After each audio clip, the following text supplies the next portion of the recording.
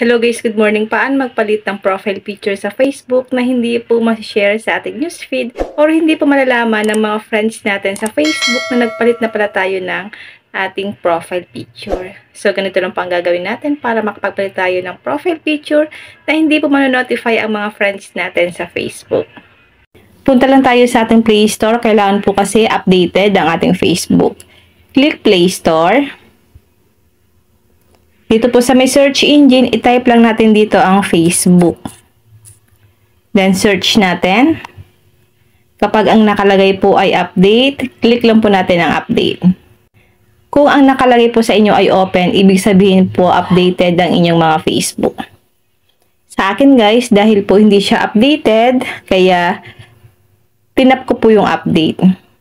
Hintayin lang natin siya guys na makomplete siya or mag 100%.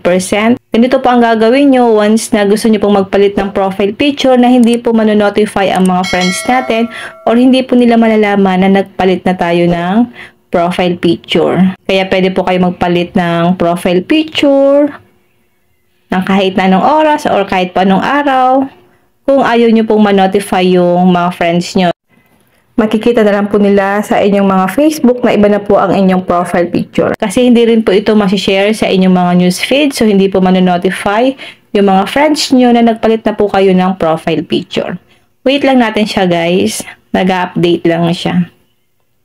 Kailangan nyo po laging i-update ang inyong mga Facebook para yung mga bagong features ni Facebook ay magkaroon din po ang inyong Facebook account.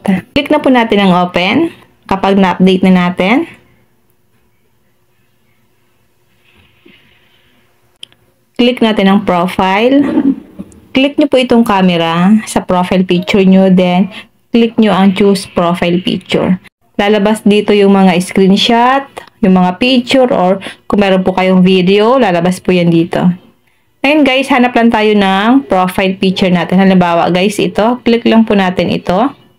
Share your update to newsfeed. Pag naka-check ito guys, or nakakuliblo ito, masishare ito sa inyong newsfeed or manonotify yung mga friends nyo na nagpalit na kayo ng profile picture para hindi po manotify ang mga friends natin na nagpalit na tayo ng profile picture.